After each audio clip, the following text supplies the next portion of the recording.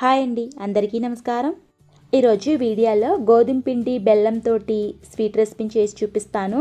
Taste అయితే చాలా బాగుంటుందండి. నోట్లో పెట్టుకుంటే వెన్నలాగా కరిగిపోతుంది, అంత టేస్టీగా ఉంటుంది. ఈ రెసిపీని ఎలా తయారు చేసుకోవాలో లేట్ చేయకుండా వీడియోలోకి వెళ్ళిపోదాం.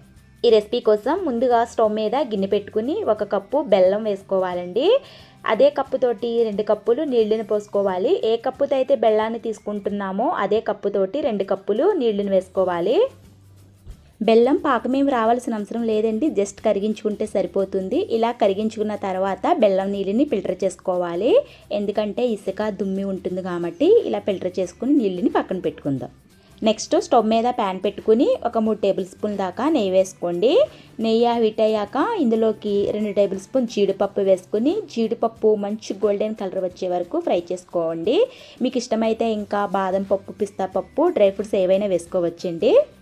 ఫ్రై అయ్యాక వీటిని గిన్నెలోకి తీసి పక్కన పెట్టుకుందాం.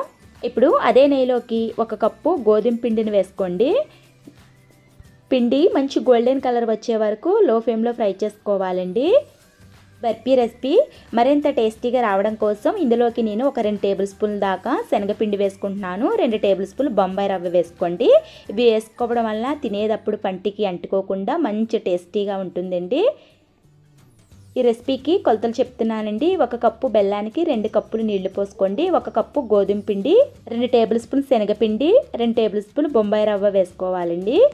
ఇప్పుడు ఇందులోకి కరిగించుకున్న బెల్లం నీళ్ళని కొద్ది కొద్దిగా యాడ్ చేసుకుంటూ కలుపుకుంటూ ఉడికించుకోవాలి. మంటని లో ఫ్లేమ్లో పెట్టుకుని ఉడికించుకోవాలండి. మీ అందరికీ ఒక రిక్వెస్ట్ అండి, ఎవరైతే నా వీడియోని ఫస్ట్ టైం చూస్తున్నారో వారందరూ సబ్స్క్రైబ్ చేసుకోండి, లైక్ ఇవ్వండి. మీరు ఇచ్చే లైక్ వల్ల నన్ను ఎంతో సపోర్ట్ చేసిన వారు అవుతారు. నా ఛానల్లో మంచి మంచి హెల్దీ అయిన టేస్టీ అయిన రెసిపీస్ ఉన్నాయండి, తప్పకుండా చూడండి, మీకు నచ్చుతాయి అనుకుంటున్నాను. ప్లీజ్ అండి సపోర్ట్ చేయండి. ఇలా కలుపుతూ ఉండంగానే ఇలా స్టిక్కీగా తయారవుతుందండి. ఇలా రెడీ అవుతే మనకి కరెక్ట్గా బర్ఫీ వస్తుంది. ఇలా సాఫ్ట్గా రెడీ అవ్వాలి. ఇప్పుడు ఇందులోకి మంచి టేస్ట్, మంచి ఫ్లేవర్ యాడ్ అవ్వడానికి 1/2 టీ స్పూన్ ఇలాచీ పౌడర్ వేసుకోండి. ముందుగా రెడీ చేసి పెట్టుకున్న డ్రై ఫ్రూట్స్ని కూడా వేసుకుని కలుపుకోవాలి. చాలా బాగుంటుందండి ఈ బర్ఫీ రెసిపీ. ప్రసాదం కింద కూడా పెట్టుకోవచ్చు, అలాగే ఎక్కువ రోజులు కూడా స్టోర్ చేసుకోవచ్చు. పెనం నుంచి ఇలా సపరేట్ అవుతే మనకి దగ్గర పడినట్టే రెడీ అయినట్టేనండి. ఇప్పుడు స్టవ్ ఆఫ్ చేసుకుందాం. నెక్స్ట్ ఇలాంటి ట్రై కానీ బాక్స్ కానీ తీసుకుని దానికి ఆయిల్ అప్లై చేసి రెడీ చేసుకున్న బర్ఫీని అందులో వేసుకుని సాఫ్ట్గా చదురుకోవాలండి. బర్ఫీ మనకి సాఫ్ట్గా రావడం కోసం ఇలాంటి గిన్నెని తీసుకోండి. ఇలాంటి గిన్నెని తీసుకుని దీంతో చక్కగా సాఫ్ట్గా చదురుకుంటే మనకి సమానంగా సెట్ అవుతుంది.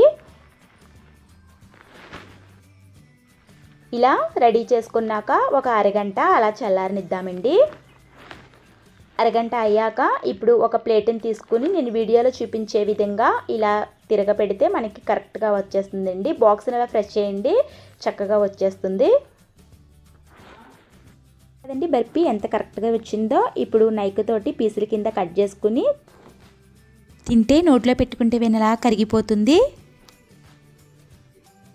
ఓకే ఫ్రెండ్స్, ఈ రెసిపీని మీరు కూడా ఇంట్లో ట్రై చేసి మీకు ఎలా కుదిరిందో కామెంట్ చేయండి. మరిన్ని హెల్తీ అయిన టేస్టీ అయిన రెసిపీస్ కోసం నా ఛానల్ని సబ్స్క్రైబ్ చేసుకోండి, లైక్ ఇవ్వండి.